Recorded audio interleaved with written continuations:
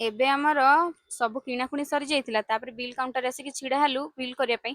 ତା ଭିତରେ ମୋତେ ଗୋଟେ ଛତା ବି ପସନ୍ଦ ଆସିଲା ସେ ବିଲ୍ କାଉଣ୍ଟର ପାଖରେ ଥିଲା ତ ସେଇଠି ଗୋଟେ ଛତାଟେ ବି ବାଛିକି ଆଣିକି ଆସିଲୁ ବିଲ୍ ପେମେଣ୍ଟ କଲୁ ତାପରେ ତଳକୁ ଆସିଲୁ। ତଳେ ଆସିକି ଦେଖିଲୁ ମୋମୋ ଦୋକାନ ଗୋଟେ ଆଗରେ ଅଛି ତ ସେଇଠୁ ଭାବିଲୁ ମୋମୋ ଖାଇବୁ ଆଉ ପନିର ଷ୍ଟିକ୍ ହେରିକା ବି ସେଠି ଥିଲା। ତ ଫାଷ୍ଟ ଏଇଠି ମାମା ଖାଇଦେଲେ ମାମା ଖାଇସାରିଲା ପରେ ଝିଅକୁ ଧରିବେ ମୁଁ ଖାଇବି। ତ ଏଇଠି ମୁଁ ଫାଷ୍ଟ ଗୋଟେ ପନିର ଷ୍ଟିକ୍ ଖାଇଲି ତାପରେ ଗୋଟେ ଷ୍ଟିମ୍ ବାଲା ମୋମୋ ଆଣିଲି। ତ ସେଟାକୁ ବି ଖାଇଲି ମାନେ ଖାଇବା ପ୍ରିୟ ମଣିଷଟେ ମୁଁ ଯାହା ଦେଲେ ବି ମୁଁ ସେଇଆ ଖାଇଯାଉଛି। ତାପରେ ପୁଣି ଫ୍ରାଏ ବାଲା ମୋମୋ ବି ଖାଇଲି। ତ ସେଥିରୁ ଟିକେ ମାମାଙ୍କୁ ବି ଫ୍ରାଏ ବାଲା ଖୋଇଦେଇଥିଲି କାରଣ ସିଏ ଷ୍ଟିମ୍ ବାଲା ଖାଇଥିଲେ ସେ ଫ୍ରାଏ ବାଲା ଖାଇନଥିଲେ। ତ ଆମେ ଆମର ପୁଣି ସମସ୍ତେ ମିଶିକି ସେଇ ଫ୍ରାଏ ବାଲାଟାକୁ ଖାଇଲୁ ଷ୍ଟିମ୍ ବି ଖାଇଲୁ ଫ୍ରାଏ ବି ଖାଇଲୁ। ମୁଁ ପନିର ଷ୍ଟିକ୍ ବି ଖାଇଲି ସେମାନେ ଖାଇଥାନ୍ତେ କିନ୍ତୁ ସରିଯାଇଥିଲା ଯେହେତୁ ମୋ ପାଇଁ ଗୋଟିଏ ହିଁ ଥିଲା ତ ମୁଁ ସେଟା ହିଁ ଖାଇଲି। ତ ସମସ୍ତେ ଏଠି ଖିଆଖୁଇ ସାରିଲା ପରେ ମାମା କହିଲେ ଚାଲ ଯିବା ଟିକେ ଚପଲ ଦୋକାନ ଗୋଟେ ଚପଲ ଆଣିବା। ତ ମୁଁ କହିଲି ମୋର ତ କିଣିବାର ନାହିଁ ମୁଁ କାହିଁ ଯିବି ସେ କହିଲେ ହଉ ଚାଲ ମୁଁ ଦେବି ତୁ ନବୁ। ମାନେ ମୋ ପଇସାଟା ସରିବ ନା ସେଥିପାଇଁ ମୁଁ କହିଲି ମୋ ପଇସା ନାହିଁ ମୁଁ କାହିଁ ଯିବି।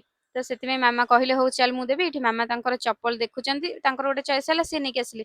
ଦେଖନ୍ତୁ ଏଇଠି ମୋ ଝିଅ କେମିତି କ୍ୟାମେରାକୁ ପୁରା ଅନେଇକି ଅଛି ସିଏ ବି କହୁଛି ମୁଁ ଏଇଠି କଣ ଗୋଟେ ମତେ ଛାଡ଼ିଦିଅ ମୁଁ ସବୁ ବିଞ୍ଚି ପକେଇବି। ତାପରେ ମୁଁ ବି ଏଇଠି ମାମା କହିଲେ ଏଇ ଚପଲଟା ଦେଖ ଭଲ ଦେଖାଯାଉଛି ଏବେ ଏଇଟା ଚାଲିଛି ତ ଏଇଟା ଗୋଟେ ନେ। ତ ମୁଁ ବି ସେଇ ଚପଲଟା ନେଇକି ଆସିଲି।